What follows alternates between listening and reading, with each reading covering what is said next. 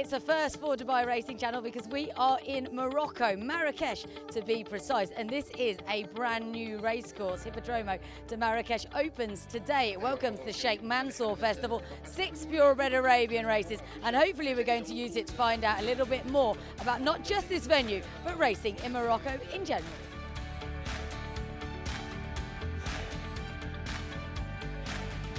The arrival of the annual Sheikh Mansour Festival World Arabian Racing Conference to Marrakech provided a boost for a racing industry which is fast developing and keen to make its presence felt on an international stage. The country's main racecourse is in Rabat, near Casablanca, but now racing has come to an entirely different region. The sport here is run by SOREC, which translates as the Society for the Encouragement of the Horse. Their Director General, Omar Scali, explain more about the expansion of the racing here.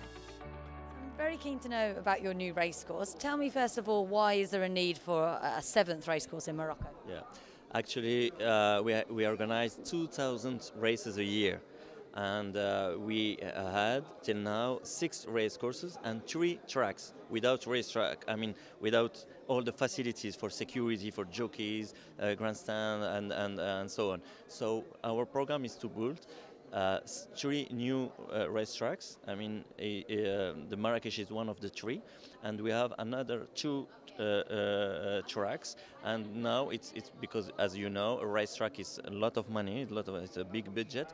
So we are waiting to have the opportunity and also the enough budgets to build the 2 last ones.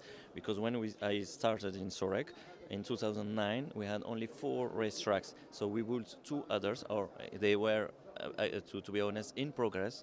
So now we have 6, and we have 2 other, as I say, 3 other tracks that we, for security of jockeys, so to all also the salivarium for anti-dumping, all the standard, the international standards, we have to have them in all our tracks. So now we have the 7th one, and maybe we hope in 3, 4, 5 years maximum 8th one, and maybe later on the last one, and to cover all Morocco and all the 2,000 races. Because when I say 2,000, not all 2,000 are in the racetrack with international standards, unfortunately. So that's our program. And how big is the new track? How many people can you fit in?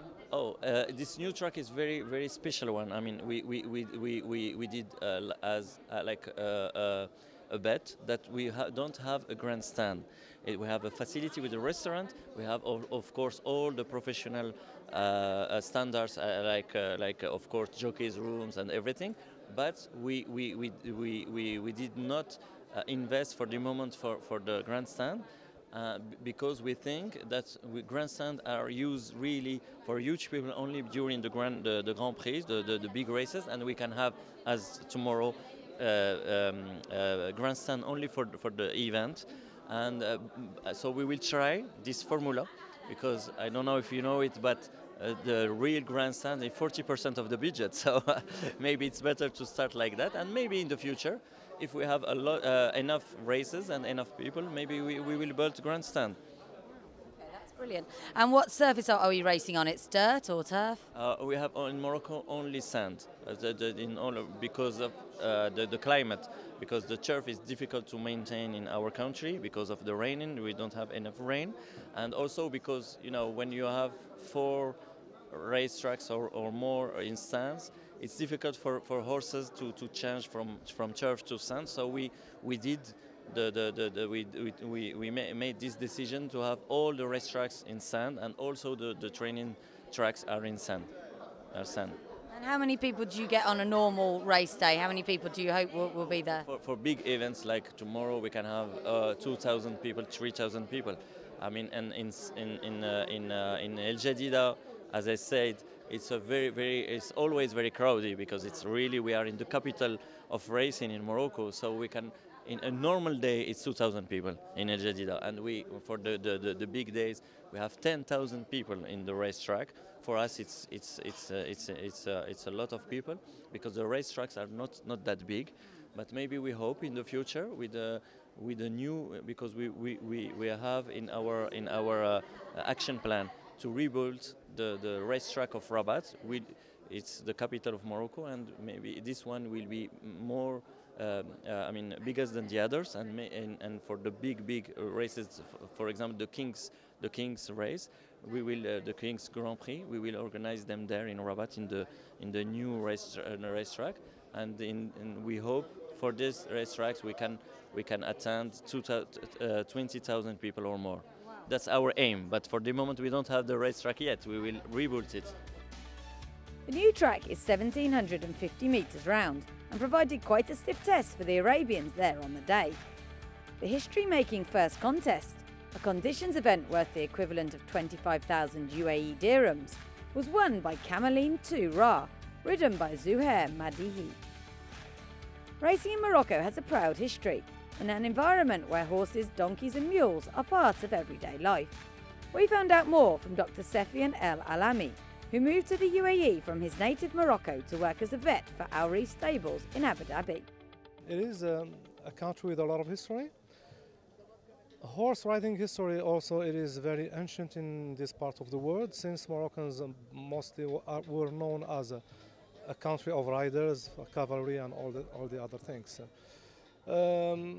Based on my experience, horse racing have been developed very intensively for the last 10 years, and that's one very beautiful example about what I've just said, is that this new racetrack in Marrakech. Arabian horses are climbing into the poles, and we can see nowadays more and more people interested, not only big stables like the royal ones, but also some small owners that they can start up with a few horses, like a half dozen till up to 20-25 horses per stable, and they are doing quite well. And is racing big here? Do people love to come racing? They love to bet? For sure, yeah, it is. It is a big activity, and it's within the Moroccan mentality to go and watch the horses, either on racing or on traditional equestrian activities like fantasia and all other things. And you've been based in the UAE for some time. What changes have you noticed in racing here in the time you've been away? The last 3 years I was really nicely surprised how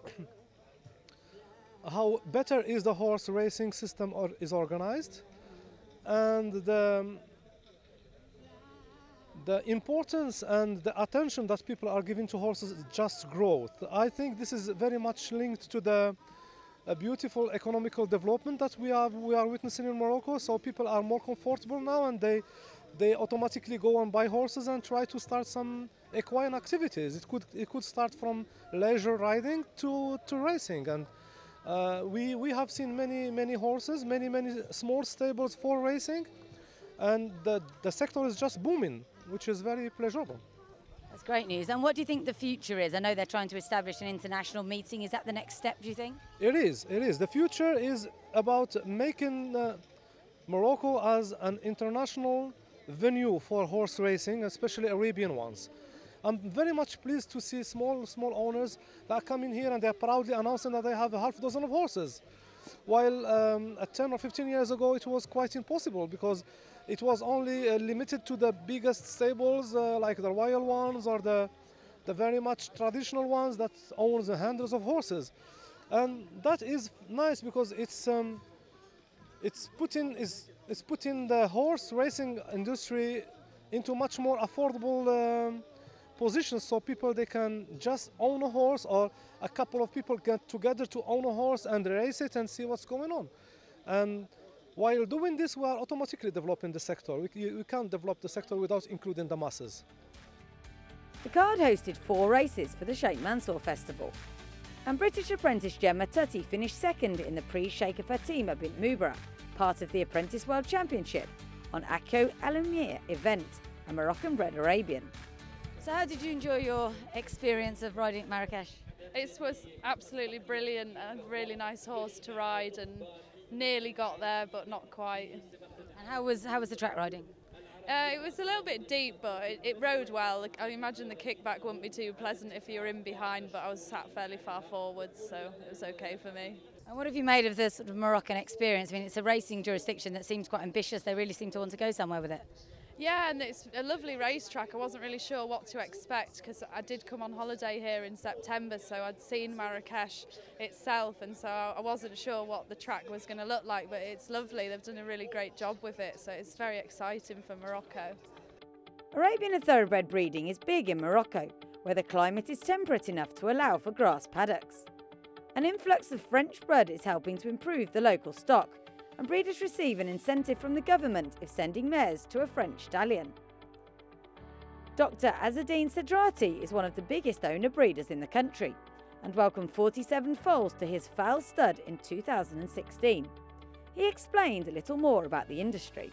I'm breeding thoroughbreds, and I'm breeding pure Arabian horses. We have already more than 150 mares between the two races, and we try to produce enough horses for Morocco because we need to help our bettings in Morocco, because we live out of the bettings. It's not the same than in the sponsoring. So it's important to give enough horses to owners to have enough horses in each race. Well, in Morocco we have more than 900 breeders in Morocco. There are a lot, and we have more or less 2,000 races, be 40% pure Arabian, 40% thoroughbred, and 20% Anglo-Arabs. And just looking at the horses, you're using Moroccan bred stallions or you're importing stallions? No, for thoroughbreds, we're importing stallions and we're using stallions in Europe. Right, okay. I'm very glad to have the mother of the Grey Gatsby, which is one of the greatest horse in UK. Yes. The future is to improve the genetics here in Morocco, because in Arabian horses we have begun in 1990. So we still have not enough mares with excellent genetics, but it's coming on the way, because we have already 700 races for pure Arabian horses, and it's a good place because it's second after the Turkey, which has more than 1,500. As well as trying to improve the breed, Morocco is keen to grab a foothold on the fast expanding international racing scene. It hosted its first international meeting in November 2016, with one day of racing for thoroughbreds and one for Arabians, all staged at Rabat. UAE President's Cup Supremo Neil Abrahams was part of the party. It was a great experience. We've always had just the utmost cooperation with everyone here. It's a very professional operation. Everything's very clean, well done. You can't complain. Do you think they've got a good future with regards to hosting international racing? I know they're keen to raise the profile. Yes, they're keen to raise the profile. They've had some good support to start with, and I'm sure there's more coming. You know, it's a big industry that we work in globally, and the more information that gets out of Morocco about just how good racing is in Morocco and how good the association is, the more support they'll get. But by all means, it's growing. And what have you made of this course today at Marrakech? Obviously, it's their first time using it. It's always interesting because for me, I go back to other tracks that we've opened for the first time, like Elaine when we were back in Rito in Arizona years ago. The facility just needs to be used. The track's okay, it's a bit deep, but that's normal with a new track. In a year's time, it'll be perfect. It just needs to be worked in a little bit. The more they run on it, the quicker it'll come into hand. But there's been some good racing today, and the track's good enough to run on. It's fine, it's just a little bit deep. And obviously Casablanca, where you hosted the President's Cup, that's a more established track. Are there many differences apart from that? I mean, the Casablanca track is a major installation. It hosts international racing regularly. It's a bigger track, but again, it's a track that they've been running on and they've worked on it, and it's a good surface. They run fast on it, but I never hear any complaints. And regarding the Arabians here, a lot of them are local bred. What do you make of them? Yeah, I mean, it's a growing industry. I think if you take another look in about 10 years' time with the influx of foreign blood, you're probably going to recreate the wheel as we did in the UAE, where our UAE bloods can run with anybody in the world now. We also canvassed opinion from the wider world as to the start that Marrakech has made with its first day of racing. Well-known Australian commentator Greg Miles was of the opinion that they'd made a good start, but had plenty of work to do. I'm thrilled to be at the opening of a first racetrack in the world. Last time we opened a racetrack in Australia was at Pakenham about 3 years ago, and I was stuck in an aeroplane between America and Australia and couldn't get home. So I missed out on that one, and the one before that was 1965. So to be at the opening of a brand new racetrack somewhere in the world, I think is pretty special. As far as the horses go, well, obviously there's a fair way to go. I'm not an aficionado of the Arabian, but I think the races haven't been very competitive and they've been pretty slow, and I guess there's a fair way to go as far as that's concerned. But the infrastructure's here, isn't it? It's a terrific little track. They've got all they need. It's well laid out. It looks to be well thought and planned before they started building, and they've got the basis of something that could end up being very good here. 6 races passed by without incident, a definitely satisfactory start to the life of this brand new racecourse. The World Arabian Horse Racing Conference moves on to Madrid next year, but leaves Moroccan racing in robust health behind it.